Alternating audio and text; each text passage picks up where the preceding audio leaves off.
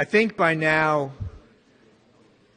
you have gotten some of the gist of what we're trying to accomplish here at COFES, and that is really to exchange ideas. It's not about what we bring to the table. It's about the conversations and connections that you make. And really, the only content that we provide at COFES is the keynotes today, John Gage, tomorrow John Veller.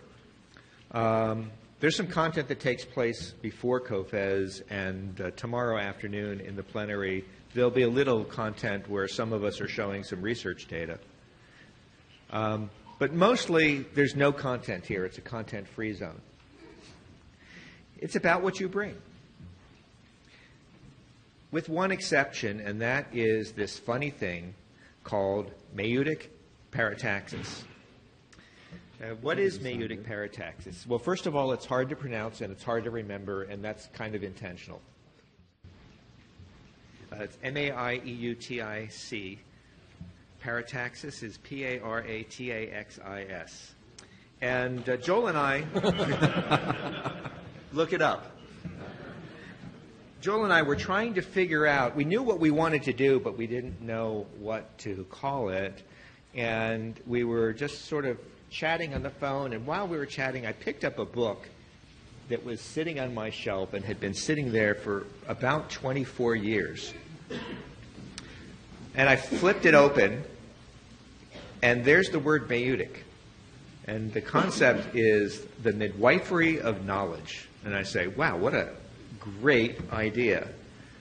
And I read the description. It comes from the Greek. It comes from the Socratic method. And it's about really getting people to think and helping people to think. And then we flipped over, and the next word that I flipped to was parataxis. The juxtaposition of ideas without any connection or conjunction. In other words, a whole bunch of ideas that generate ideas without anything in between them.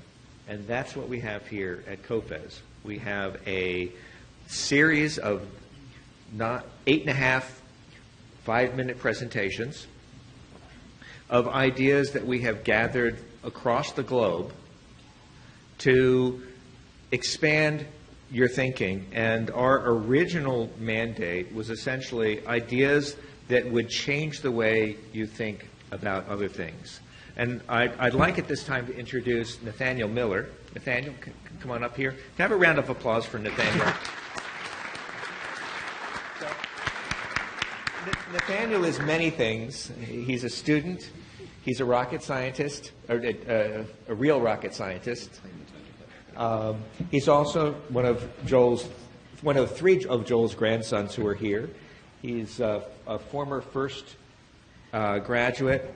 But in this context, he is the maieutic parataxis lead. 6 grandkids.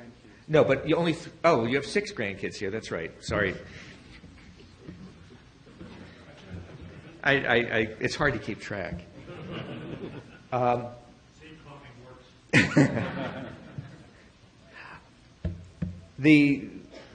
Nathanael has taken a very strong role in making maieutic parataxis happen, and I don't really think that we could have done it last year. I know we couldn't have done it last year, and we certainly wouldn't have gotten to where we are this year without Nathanael's strong, long, and hard support over a very, very long time.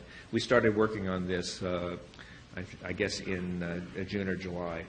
And I'm going to have Nathanael say a few words about what the process is and what the ideas are, and then he'll take it from there. Nathanael? Thank you. Thank you.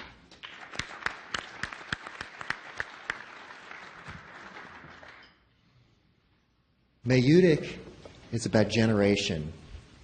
And we're looking for ideas that generate ideas. That's really what we're after. So we have 8 maieutic parataxins here, and we're missing one. And the notion here is to get you guys to see some ideas that we think will change the face of the engineering software industry, the tools that make the world that we live in. You guys are the people that make the tools that make the world that we live in. These are ideas that we think should be looked at. So ideas that generate ideas is really what we were going for. We had this slide last year, right? You all remember this? We had a whole bunch of ideas coming in, and you filter it. Peter marks the crap filter, and it was a very clever acronym. The first filter for us was relevance. After that, we looked for feasibility. So getting people here is a bit of a trick for a 5-minute talk. The relevance filter worked out on a bunch of different levels. Mostly, I'll know it when I see it. A lot of it had to do with how am I looking at an old problem in a new way? Innovation.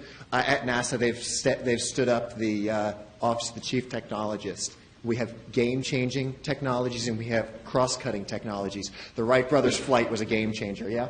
Right, are we there? Cutting cheese and cutting tires, that's a cross-cutting innovation. So we're looking for game changers and cross-cutting. But really, in the bigger context, we're looking, the problems that you're going to see here today are not new problems. They're problems everybody here knows about and they're making a living working on, right? So we're looking at new ways of looking at these old problems. So I'd like to really, so the last one here on the feasibility, we had a lot of help here, a lot of help. Especially, Angela, would you raise your hand? Angela Lewis was a tiger running after all kinds of people to try and get the first funnel worked out. I'm sorry, between the first filter and the second filter.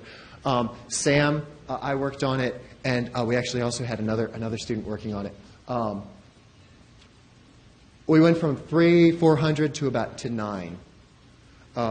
So I think that's all we need to say for what Nayutic parataxis is. That's kind of where we are.